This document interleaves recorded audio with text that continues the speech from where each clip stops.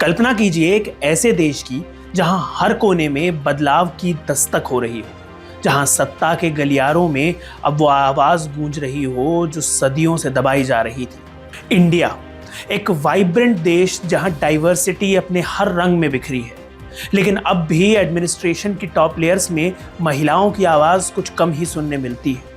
इस वक्त जब पूरी दुनिया वॉर और वायलेंस जैसी मुश्किलों से जूझ रही है, क्या हमें अपनी पॉलिसीज में एम्पैथी, रेजिलियंस और इंक्लूसिवनेस नहीं लानी चाहिए? ये वो टर्निंग पॉइंट है जहां ट्रेडिशनल लीडरशिप मॉडल्स को चैलेंज करते हुए नए पर्सपेक्टिव्स को अपनाया जा सकता है। नमस्कार, मैं सजन किरदोनिया और आप देख रहे हैं इंडियन मास्टरमाइंड्स का weekly news show bureaucracy this week.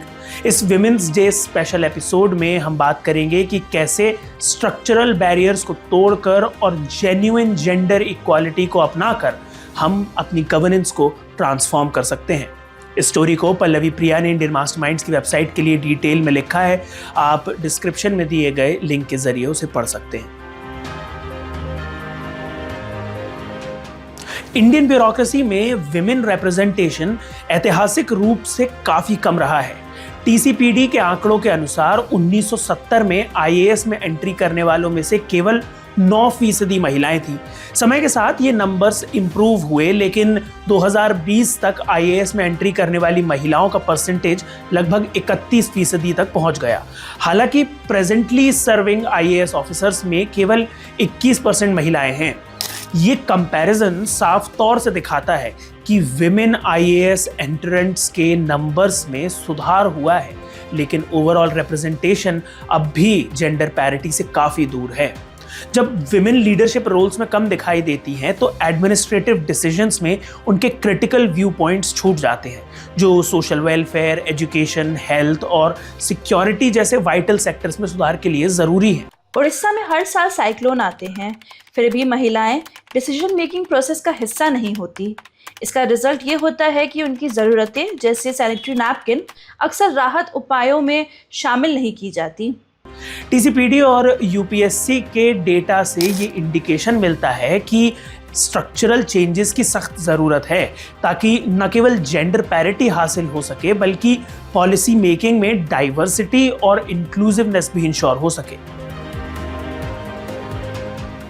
भारतीय प्रशासन में महिलाओं के लिए कई स्ट्रक्चरल चैलेंजेस हैं, जैसे ऑक्यूपेशनल सेग्रीगेशन।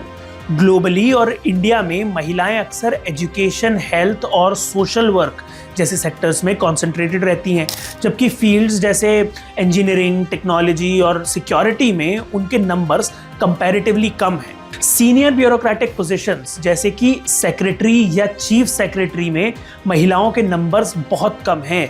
भारत में अब तक कभी भी एक फीमेल कैबिनेट सेक्रेटरी नहीं रही है, जबकि होम, फाइनेंस और डिफेंस जैसे क्रिटिकल मिनिस्ट्रीज में भी उनकी कमी देखी गई है।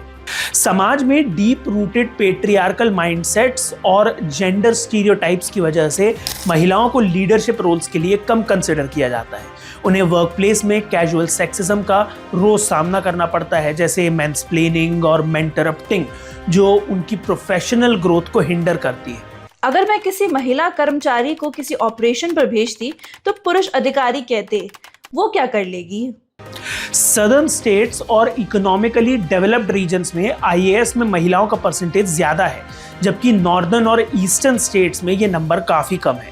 इस अनइवन डिस्ट्रीब्यूशन के कारण अपॉर्चुनिटीज और रिसोर्सेज में भी इम्बैलेंस दिखाई देता है। काम और फैमिली रिस्पॉन्सिबिलिटीज का डबल बर्डन महिलाओं पर एक्स्ट्रा प्रेशर डालता है, जिससे करियर प्रोग्रेशन में डिले होता है। इन सभी चैलेंजेस के चलते बहुत सारी टैलेंटेड विमेन ब्यूरोक्रेसी में अपना कंट्रीब्यूशन देने से चूक जाती हैं। जब हम बात करते हैं लीडरशिप रोल्स में महिलाओं की, तो ग्लोबल स्टडीज और इंडियन केस स्टडीज दोनों ही ये शो करते हैं कि विमेन लीडरशिप से पॉलिसी आउटकम्स में पॉजिटिव चेंजेस आते हैं। स्टडीज बताती हैं कि पार्लियामेंट्स जहां ज्यादा फीमेल रिप्रेजेंटेशन है, वहां हेल्थ, एजुकेशन और सोशल वेलफेयर से रिलेटेड लेजिस्लेशन तेजी से पास होते हैं। यूएन विमेन की रिपोर्ट बताती है कि लोकल गवर्नमेंट्स में महिलाओं की भागीदारी से इंफ्रास्ट्रक्चर में सुधार और कम्युनिटी सर्विसेज में बढ़ोतरी हुई है।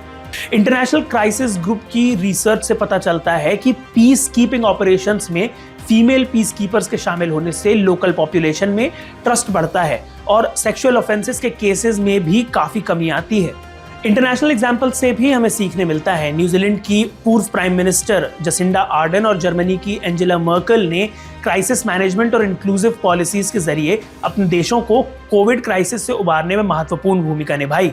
ये एग्जाम्पल ये साबित करते हैं कि एम्पैथी, कोलैबोरेशन और इंक्लूसिवनेस नई लीडरशिप मॉडल्स के लिए जरूरी है। दुनिया अब पुराने स्ट्रॉन्ग मैन लीडरशिप मॉडल से आगे बढ़ रही है। महामारी, जलवायु परिवर्तन और बड़े पैमाने पर पलायन जैसी चुनौतियां सहानुभूति, सहयोग और समावेशिता की मांग करती हैं, जो अक्सर महिलाओं के नेतृत्व से जुड़े गुण होते हैं। ये मॉडल्स बताते हैं कि जब डिसीजन मेकिंग में डाइवर्स पर्सपेक्टिव्स शामिल होते हैं तो पॉलिसीज ज्यादा बैलेंस्ड और कम्युनिटी सेंट्रिक होती हैं। इन प्रॉब्लम्स के सॉल्यूशंस के लिए हमें स्ट्रक्चरल रिफॉर्म्स और पॉलिसी इंटरवेंशंस की ओर ध्यान देना होगा। सरकार द्वारा जेंडर इक्वालिटी को बढ़ावा देने के लिए बनाए गए national and state level gender equality mechanisms को और मजबूत किया जाना चाहिए। Department of personal and training द्वारा पीरियोडिक रिव्यूज और ट्रांसपेरेंट डेटा शेयरिंग से अकाउंटेबिलिटी बढ़ाई जा सकती है। स्टेम फील्ड्स और सिक्योरिटी सेक्टर्स में महिलाओं का रिप्रेजेंटेशन बढ़ाने के लिए टारगेटेड मेंटरशिप प्रोग्राम्स और करियर गाइडेंस इनिशिएटिव्स की जरूरत है। यूपीएससी द्वारा विमेन एप्लीकेंट्स को एनकरेज करने के लिए आउटरीच प्रोग्राम्स चलाए जा रहे हैं, लेकिन उनके स्केल और उनकी इफेक्टिवनेस को और बढ़ाने की जरूरत है। लीडरशिप ट्रेनिंग प्रोग्राम्स में इंक्लूसिविटी, कोलैबोरेशन और रिस्क असेसमेंट जैसे ट्रेड्स को एम्फसाइज किया जाना चाहिए। कॉर्पोरेट और एडमिनिस्ट्रेटिव सेक्टर्स में विमेन लेड टीम्स की सक्सेस स्टोरीज को हाईलाइट करना चाहिए, जिससे ये साबित हो सके कि डाइवर्सिटी से डिसीजन मेकिंग प्रोसेस बेहतर होती है। सरकार को एफर्मेटिव एक्शन पॉलिसीज पर जोर देना चाहिए ताकि विमेन को इक्वल अपॉर्चुनिटीज मिल सके। हमें याद रखना चाहिए कि विमेन इन लीडरशिप रोल्स सिर्फ एक सिंबॉलिक जेस्चर नहीं है, बल्कि ये हमारे समाज के लिए एक जरूरी कदम है। जब हम ब्यूरोक्रेसी में महिलाओं को एम्पावर करते हैं तो हम पॉलिसीज में नई सोच और पर्सपेक्टिव्स ला रहे हैं, जो कि सामाजिक विकास और सुरक्षा में महत्वपूर्ण भूमिका निभाते हैं। भारतीय ब्यूरोक्रेसी में महिलाओं के रिप्रेजेंटेशन के करंट स्टैटिस्टिक्स हमें दिखाते हैं कि सुधार की जरूरत है, लेकिन ग्लोबल एग्जाम्पल्स और लोकल सक्सेस स्टोरीज भी इंस्पिरेशन देती हैं। ये चेंज तभी पॉसिबल है जब स्ट्रक्चरल बैरियर्स को तोड़ें और महिलाओं के लिए इक्वल अपॉर्चुनिटीज इंश्योर करें। हमें डेटा ड्रिवन अप्रोचेस का उपयोग करते हुए पॉलिसी रिफॉर्म्स को लागू करना होगा, मेंटरशिप प्रोग्राम्स को एक्सपैंड करना होगा और जेंडर बायसेस को समाप्त करना होगा। जैसे कि यूपीएससी, टीसीपीडी और यूएन विमेन के डेटा हमें ये दिखाते हैं कि ट्रांसफॉर्मेशन पॉसिबल है, लेकिन उसके लिए पॉलिटिकल विल और कॉन्क्रीट एक्शन की जरूरत है। आपके आसपास ऐसी कौन सी महिलाएं हैं जिनकी लीडरशिप स्किल्स से आप इंस्पायर होते हैं? कमेंट सेक्शन में हमें उनकी स्टोरी बताएं। अब इस विमेंस डे स्पेशल एपिसोड को आगे बढ़ाते हैं और एक नजर डालते हैं कि इस विमेंस डे इंडियन मास्टरमाइंड्स की वेबसाइट पर क्या रहा खास। सबसे पहले, from cadet to commissioner, inspiring journeys of India's women IPS officers में पल्लवी प्रिया ने उन रिमार्केबल जर्नीज को उजागर किया है जहां कई आईपीएस ऑफिसर्स ने सिस्टमिक चैलेंजेस को पार करते हुए अपने सपनों को सच किया। उनकी इंस्पायरिंग स्टोरीज ने पुलिसिंग स्ट्रैटेजीज में नए रंग भरे हैं। इसके अलावा green architects, women redesigning cities for climate resilience में भक्ति कोठारी ने दिखाया है कि कैसे अर्बन प्लानर्स और म्यूनिसिपल कमिश्नर्स सस्टेनेबल सिटीज बनाने में जुटी हैं। वहीं the unseen frontline, women bureaucrats in conflict zones में मुस्कान खंडेलवाल ने उन महिलाओं की कहानी सुनाई है जो कश्मीर और नॉर्थ ईस्ट जैसी हाई रिस्क जगहों में गवर्नेंस संभाल रही हैं। The hybrid revolution, women balancing tech and tradition में अयोध्या प्रसाद सिंह ने ऐसे ब्यूरोक्रेट्स की बात की है जो टेक्नोलॉजी और ट्रेडिशनल वैल्यूज को साथ लेकर चलते हैं। इन कहानियों में से हर एक में छिपी है एक नई सोच, एक नई दिशा। तो आप भी अपने अनुभव और अपनी कहानियां हमारे साथ शेयर करें और ज्यादा जानने के लिए इंडियन मास्टरमाइंड्स की वेबसाइट पर इन एक्सक्लूसिव स्टोरीज को पढ़ सकते हैं। सारे लिंक्स डिस्क्रिप्शन में दिए गए हैं। अब चलते हैं इस हफ्ते की बड़ी खबरों की ओर। सुप्रीम कोर्ट ने वेंसडे 5 मार्च को 2 महत्वपूर्ण एडमिनिस्ट्रेटिव मुद्दों पर कदम उठाए हैं। सबसे पहले सुप्रीम कोर्ट ने आईएफएस परफॉर्मेंस अप्रेजल डिस्प्यूट को सुलझाने के लिए सॉलिसिटर जनरल तुषार मेहता की असिस्टेंस मांगी।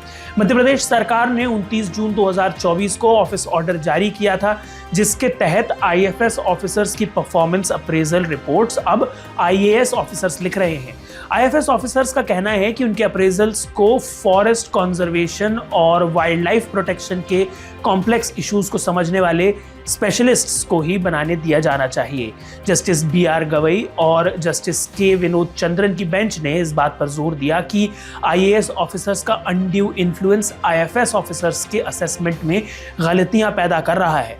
सुप्रीम कोर्ट ने मामले को जल्द सुलझाने के आदेश देते हुए कहा, इट शुड बी रिजॉल्व, और सॉलिसिटर जनरल मेहता ने सभी संबंधित स्टेक होल्डर से सलाह मशवरा करने का आश्वासन दिया।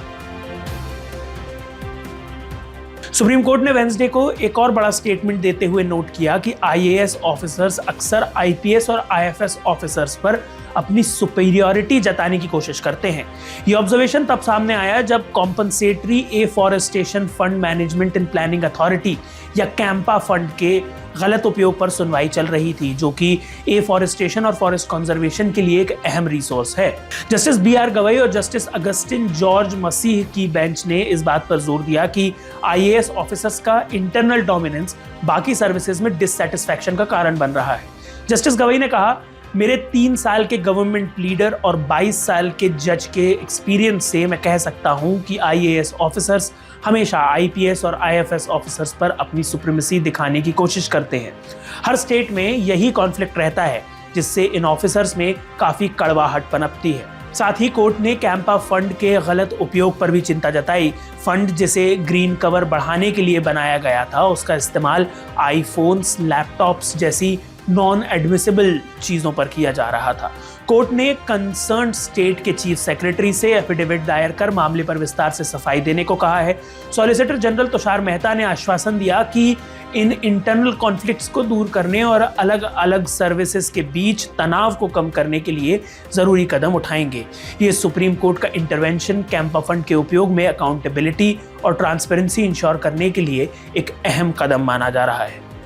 आज के एपिसोड में इतना ही। अगर आपको ये वीडियो पसंद आया तो इसे लाइक और शेयर करें, साथ ही इंडियन मास्टरमाइंड्स को सब्सक्राइब करें। Thank you for watching and a very happy women's day.